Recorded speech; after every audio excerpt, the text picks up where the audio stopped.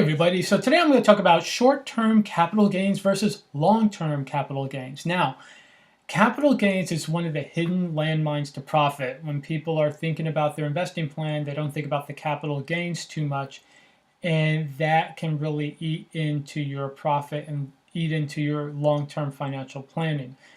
Few people really think about capital gains because it's not really reflected right away in the profit and loss in buying and selling stocks. You really have to wait until you're filing taxes to figure out, okay, where are the capital gains and capital losses here. So I'm just going to use the United States here. Short-term and capital gains in the United States is defined as when you exit a trade less than 12 months after opening that trade. So if you buy a stock and sell it 6 months later, that will be subject to short-term capital gains. In the United States, long-term capital gains reflects closing on a position after 12 months. So if you buy a stock and wait 2 years and sell, then that's subject to long-term capital gains. Now, short-term capital gains are taxed at ordinary income tax gains. So if you're in the 25% tax bracket, your long-term capital gains are at, your short-term capital gains are at 25%. If you're at the 33% tax bracket, your short-term capital gains are at 33%. So whatever tax rate you're at, that's what your short-term capital gains are. Now, long-term capital gains at the most can be taxed at 20%. So you see that the higher the income you make, the more incentive you have to hold on to your stocks. Because if you're in the 39% tax bracket, your short-term capital gains can be taxed at 39%. However, your long-term capital gains at the most can be taxed at 20%. That's a 19% differential.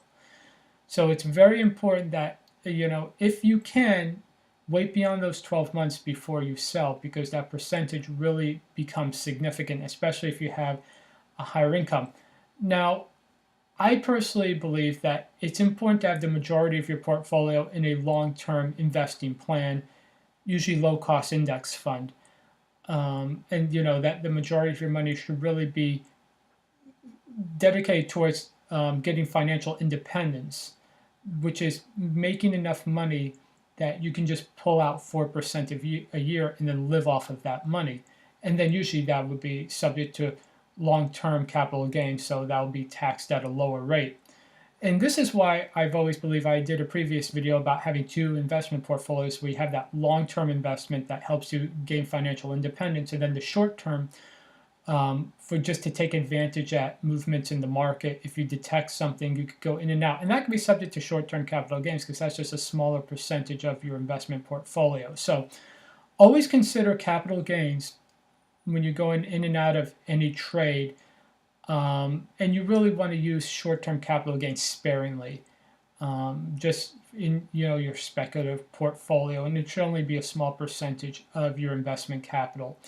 And just remember to avoid over trading in general, because not only you're subject to the short-term capital gains, but trading fees as well. And statistically, the more you trade, the less likely you are to be profitable, to have market-beating profits over the long term. Okay, so I hope you enjoyed this video. If you did, please be sure to like, share, and subscribe. Thanks. Bye.